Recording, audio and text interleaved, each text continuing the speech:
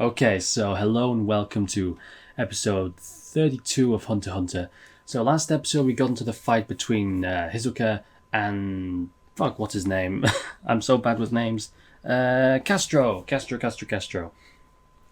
was effectively using his doubles for feints and little trickeries and whatnot, going behind, going in front of him, hitting from all angles, and he even managed to cut off Hisoka's arm, which I'm skeptical about. I mean, I'm not saying his arm wasn't cut off, but Hisoka seems very calm for someone who just had their arm cut off, so we'll have to see what this is all about. But yeah, I don't want to delay, so let's just hop straight into the episode.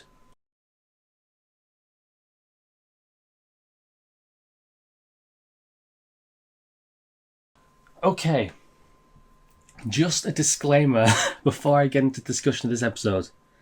There was a lot of information in this episode. I'm probably going to get some of it wrong because there's a lot of stuff to remember. I'm going to go back and rewatch the episode once I finish this recording, so don't worry if I get stuff wrong in the discussion. I'm going to go back and rewatch and watch through that bit multiple times, make sure I fully understand how everything works. So if I get stuff wrong and you're like, oh my god, you got this wrong, like, don't worry. By the time you're watching this video, I probably already understand how it all works. In fact, I definitely understand how it works by the time you're watching this video because I'm going to be a few episodes ahead at least. So yeah, there's a lot going on in this episode, so just bear with me. Bear with my fragile little mind. Okay, so let's get the fight out of the way. So Hisoka was able to figure out exactly how Castro's powers worked. He was able to figure that out, and so then he was able to basically use magic tricks. Classic like magic tricks. You saw sleight of hand, you saw misdirection, all the kind of stuff that magicians use, right? Quite literal sleight of hand in this case. Very, very literal sleight of hand. But it's the classic kind of stuff it's like I was talking last episode about how it was Castro's fighting style was essentially utilizing feints, which is a very basic technique, but it was just brought up to a new level by just making it so dramatic and incorporating powers, but it was basically a very simplistic, not simplistic, but a very basic combat technique that was being enhanced by the use of Nen to make it more dramatic, right? And with Hisoka, it's basically the same thing. He wasn't doing anything that's too complicated in regards to like magic tricks. All the stuff he was doing was fairly standard stuff, sleight of hand, misdirection, all the basic stuff, right? Like none of it was like, it was all the kind of stuff if you wanted to become a magician, these are the kind of techniques you'd probably learn early on. I don't know because I'm not a magician, so I can't say that for sure, but I'd imagine this is the kind of stuff you'd learn early on. So it's relatively simple tricks, but it's just utilized in a way where they add in Nen, they add in all the anime stuff, and they just make it so much more dramatic and interesting, right? So, yeah, so I'm definitely gonna have to rewatch this multiple times to figure out everything that's going on, right? That's definitely gonna have to happen. Okay, so let me think. Okay, so he was doing the magic trick. He got his arm cut off for real, right? That wasn't an illusion. I thought he was like some kind of trick, like he hadn't actually got his arm cut off. It was fake. Like, nope, his arm was actually gone. Legitimately, his arm is gone. Like, that was not a trick, right? So he even tricked me. So he's even tricking the audience. That's really cool. So what he did was Hisoka mentioned that if Castro had kept his composure, he would have actually had a good chance. And I believe that. Castro was really good. He was really good. He didn't get those hits on Hisoka for no reason, right?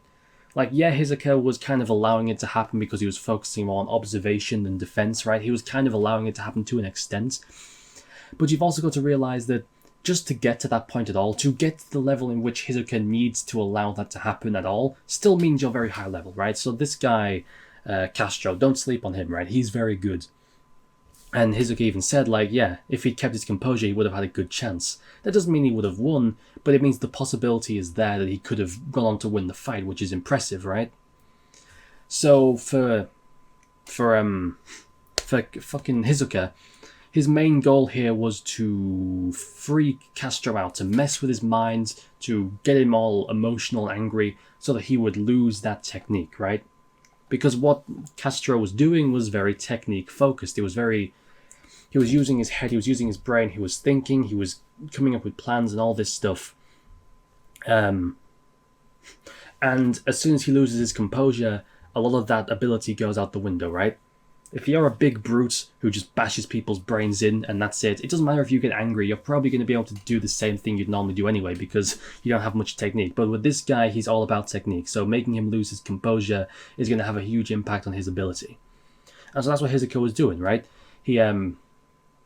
So, first of all, he dropped the cards, right? And attached his nen to all of the cards, right? So he had control of the cards. And then... Oh, no. First, what was it he did first? He dropped the cards, yeah, he dropped the cards. And as the cards were dropping, I think he used that as a misdirection, right? By dropping the cards, everyone's focused on the cards, and then he threw his arm up onto the ceiling. And, right, because he had the cards in the cloth, didn't he? Yeah.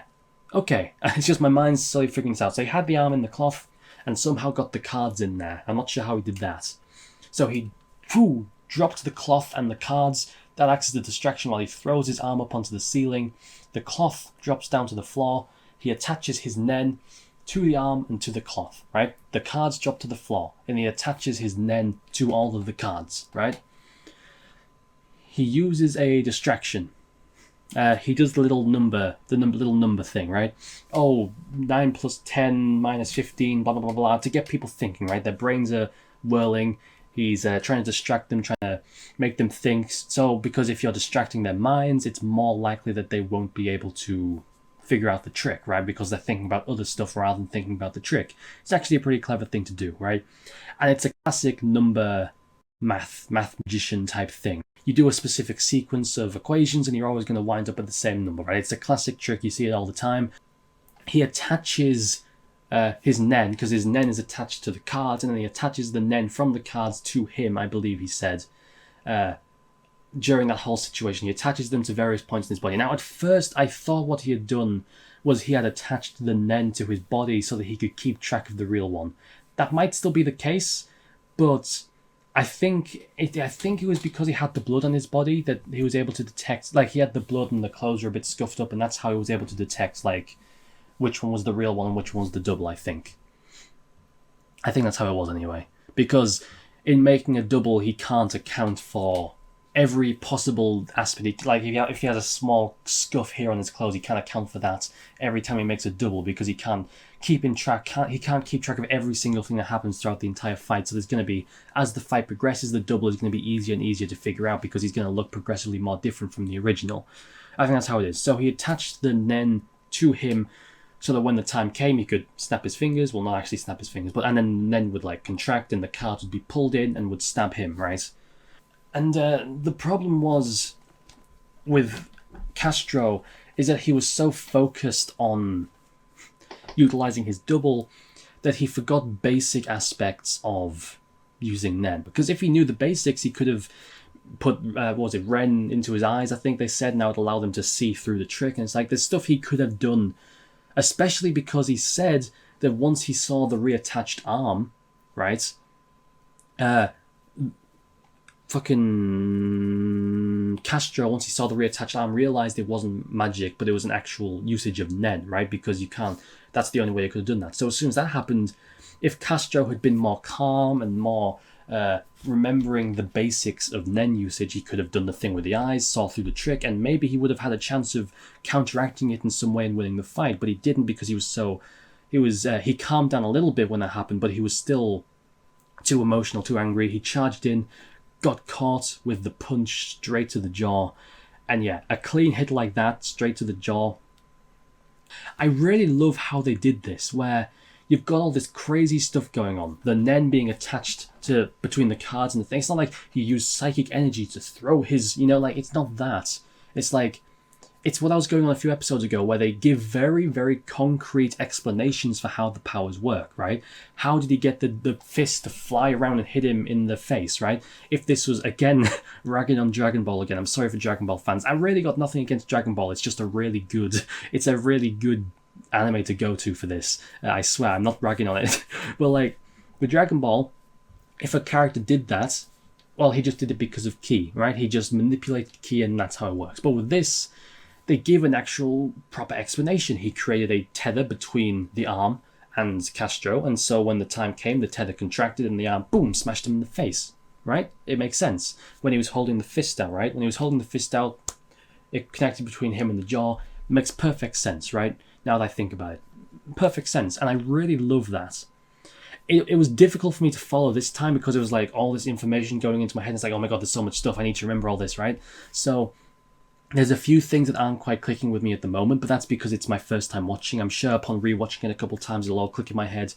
But I really appreciate the way this is done. I really love how it's done, where they're explaining everything and they're not leaving it as he just used miscellaneous energy powers. Like, no, they're explaining it. They're explaining exactly how he did it. They're explaining the process. They're explaining point A to point B to point C to point C to point D, exactly what he's doing step by step and how it worked out. It's really, really great. And another reason why it's so great is by explaining it now, they don't have to explain it later, right? If they explain now how he's able to do these card tricks, that means they don't have to explain it when he does it again later. They don't have to do the thing where they fucking stop the fight for a few seconds and someone in the crowd goes, huh. And like the old master goes, I believe he did this. And there's like a fucking 5-minute explanation from some guy in the audience. Because that always happens in anime, right? You have like the guys do a technique. My memory immediately goes back to Dragon Ball again. Sorry, Dragon Ball fans. My memory immediately goes back to Dragon Ball, where there's a scene in where Goku fights Master Roshi. And I think this is the fight. It's been so long since I watched Dragon Ball, I could be completely wrong. It might be a different fight, but they come together and like, bam, there's a clash. Literally lasts for a fraction of a second. It's a flash of light and they separate. And then it goes to the crowd and one of the guys like, let me explain what actually happened. And it's like a 5-minute explanation of all these complicated things and how they did all these moves. And it's like all this like 5-minute long explanation to basically explain that they came together, clashed, and then went apart. And that's really all it is, right? So by explaining how all these concepts work now, it means we can avoid that in the future. We don't need explanations on how Hisoka is able to hit people with cards, 10 episodes from now, because we got it explained now. We don't need to know that stuff anymore because we got it. It's been explained to us how all these tricks and stuff work. Man, I really appreciate this. I really, really, really love how they're doing it. It's really cool to see them really working within the confines set of the abilities, which I talked about a few episodes ago, how you're setting the confines of the powers are very broad, but they have defined lines. They have guidelines. Okay, this is a very broad power, but you know what it can do, and so within that you can get very creative. And I really like how they're doing it. Especially with the cloth, and they put it around the arm, and they use their imagination to like create the right texture and have it stick to the arm. It's like, I love it. I love it. I'm a sucker for stuff like this where they really just go in depth and explain everything and exactly how it works. And like, I love it. I love it. I love it. I love it. I love it. I love it. Man. But also the Phantom Troop stuff. So Hisoka isn't actually a Phantom Troop member. Because that's the thing, I was already suspecting he was a Phantom Troop member. But that begs the question of how is he pretending to be a Phantom Troop member? Because each Phantom Troop member has a number, right? In Hisoka's case, it was number 4. If everyone has a number, that means that...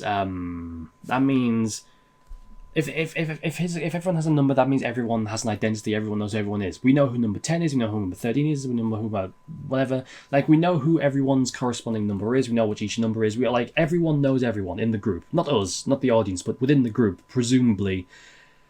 Actually, maybe not. It's possible that maybe the Phantom Troop don't know who everyone is. Like, it could be a situation where, like, you are identified by your number, but you don't know who everyone else is. So, like, number 3 doesn't know who number 6 is, and number 7 doesn't know who number 8 is, and, like, everyone is an individual within the group who doesn't... It's like the Death Eaters in Harry Potter, where, like, Voldemort is the only person who knows who all the Death Eaters are, and all the individual Death Eaters don't necessarily know all the other individual Death Eaters, right? If there's 100 Death Eaters, then... and you're a Death Eater, you might know like 30 or 40 other Death Eaters, but you're ignorant towards the other group, and the only person who knows who all of them are is the big boy in charge, right? It could be like that. And that might be why they need the tattoos to identify themselves, right? Because if everyone knew who everyone else was, then there's no way Hisoka would be able to fool and pretend to be part of the group. Unless the other possibility is that that isn't the case and everyone knows who everyone is and Hisoka was still able to pretend, in which case, did he kill the real number 4 and take his place? But then wouldn't they have fucking noticed that number 4 died? And also, if it's a thing where it's like you kill a member, you become a member, then Hisoka would just actually be a member, right? So how is Hisoka able to pretend to be a member when all the members are numbered? Right? Because he doesn't actually have the tattoo, right? If he doesn't actually have the tattoo, that means he wasn't made an official member. Unless the tattoo was put onto... Unless he did become an official member, but he just doesn't actually care. Like, maybe he put the cloth on his back, right? The fake skin. The tattoo was put on through some kind of magical power, right? Because they said if you touched it, you'd be able to tell. So maybe it was applied via Nen or something, right? And so the tattoo was on the cloth, and then he just takes the cloth off because he did go through the official ceremony to become an official member, but he doesn't actually care. That's also a possibility. Because unless one of those two is possible, where either the members don't know who each other are, or Hisoka did go through the official process, but he just doesn't actually consider himself a member, those are possibilities, I guess. I'm sure there are more possibilities as well. There's endless possibilities, but my mind's racing because this was such a fucking mind-bending episode to watch. I feel like I need to sleep for a few days after watching this episode, you know? But yeah, I really love how the fight was done, where it was like a magic trick, and then you get to see how the magic trick worked, and you see the intricacies of how he planned everything out, and he had all the strings attached and all the stuff, and Hisoka made a good point also, which is where, like, even if you figure out how his power works, it doesn't matter because his powers are so versatile that he can just use it in other ways, right?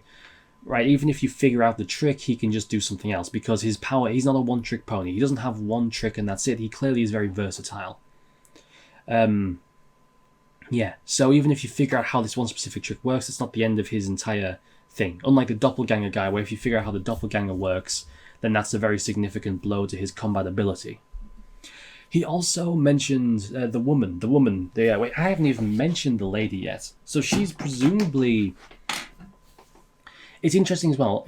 She is another member of the Phantom Troop, it would seem, based off of how she was acting. It seems like she's a member of the Phantom Troop. But she still charged money for her services, which makes me think the Phantom Troop aren't a super tight-knit group, because if they were like super friendly, super awesome, then she wouldn't have charged him money, presumably. So even though they're part of a group, they're still kind of out for themselves, it seems. Like, it's not a situation where it's like, oh, I'm part of the group, so I'll give you my healing powers for free. Free of charge. It's okay, because we're buddies, we're part of it. Like, no, it's not like that. You know, it's not... You're part of the group, but, like, you're not super loyal to the other individuals, I guess, where you are still out for yourself, basically, and it's still your services you're providing. And she was using these little threads, right? She said it was like Nen something. I can't remember exactly what it was. It was the Nen stitches to sew all of his ligaments and muscles and bones and skin back together, but his injuries haven't healed. They're just being held together. Like, the injuries aren't healed, they're just being held together, which is potentially dangerous. And that could potentially be good for Gon, actually. Because if Gon fights a weakened Hisoka with his arms still weak because they've been chopped off, then that provides a good opportunity for Gon to fight against a weaker Hisoka, to where Gon could potentially get the leg up on Hisoka. I keep saying Hisoka. Where Gon could potentially get the leg up on Hisoka and get the win in this situation without degrading and demoting Hisoka. Because that's a thing in anime where... like, the hero wins because of plot, right? Oh, the hero beats the baddie because he's the hero, so he's got to win. So if Gon is scheduled to win against Hisoka in the next few episodes, then having it be a weak Hisoka because of the injuries to his arm, is a good way to have Gon get the upper hand. Even if he doesn't actually win, even if Hisoka still wins the fight, it would be a good way to have Gon be able to pull up a fight against Hisoka potentially without demoting Hisoka's power in the grand scheme of things, because you have the excuse of it being a weakened Hisoka, right? The girl, I don't believe we got a name for her, the pink-haired girl who used like the Nen threads, she mentioned that the boss wants them to meet at August 30th. So that's the day before, because Kurapika and all them said they're going to meet at York New City on September 1st. So the Phantom Troop are meeting the day before, August 30th. All of them are going to be there, right? But it's interesting because of the boss. So is the boss number 1 or is the boss not numbered? I'm curious about that as well. Does the boss count as a number, or is he above that? You know, is he above the tattoo with the numbers? You know, that's just for his followers. You know, I could see that. Or he could be number 1 as well. Or he could be the biggest number. Maybe it's the opposite. Maybe the higher your number is, the higher your rank. That's also possible. Or it could be, you know, whatever. Whatever. But I'm theorizing about stuff that I can't possibly know the answer to, so there's no real point in wasting time on it. But yeah, she said, change of plans. We're all going to be at York New City, not just those with whom it's convenient. So that means originally... So there's been a change of plans. Oh, what if... I was just thinking, why would they need a change of plans? What could have happened to change their plans? Because there's 2 possibilities, right? Possibility 1 is that the reason they've changed plans is something that we as the audience can't possibly know. And if that's the case, then there's no point speculating because we can't possibly know it. So there's no point, right? There's no point discussing it. I would say that is a very strong possibility. It is entirely possible that the reason there's been a change of plans is a reason that I just can't know yet because it's something that happened off screen. That's entirely possible. But if that is the case, there's no room for discussion. So let's put that aside for a second and say it is something that we've seen happen. It could be because of Gon and Killua. What if Wing's master is a member of the Phantom Troop? What if Wing's master is the boss of the Phantom Troop? And so Wing was like, Master, I've awoken a beast. And so that's why, the master, I'm going to change plans because you've got these 2 talented kids and I want to see them in York New City or whatever. Or maybe it's Killua, maybe the guy with the gun who shot at Killua and is going to train him and then is secretly a member of the Phantom Troop, you know? That's also possible, I guess. That's also another question, though. Do we know, not us, but does this world know who the member of the Phantom Troops is? If you asked, let's not say Netero, because Netero is probably so high level that he's aware of stuff that the average hunter doesn't. But let's say you ask the average hunter, who are the members of the Phantom Troop? Would they be able to answer that question? I'm going to say no. Because if Hisoka is so in with the Phantom Troop, even though he's pretending, but if he's so in with the Phantom Troop that even other members of the Phantom Troop, and potentially the boss, it seems like, believe he's a member, because it does seem as though maybe he is a member, but he's just not, like, really into it, maybe. I don't know. It's difficult to say. Maybe it's got, like, Death Eater stuff where, like, the tattoo actually has an effect on you, right? Where it burns when Voldemort wants you to come to him, stuff like that. So, like, the tattoo has actual effects on you, and that's why he got it on the cloth. Who knows? But yeah, if everyone in the Phantom Troop knows or believes that Hisoka is a member, then that means that if the members are known, then the people would have known that the people in the Hunter exam would have known that Hisoka was a member of the Phantom Troop, right? In which case, it stands to reason that most likely the average person does not know who the members are. Okay.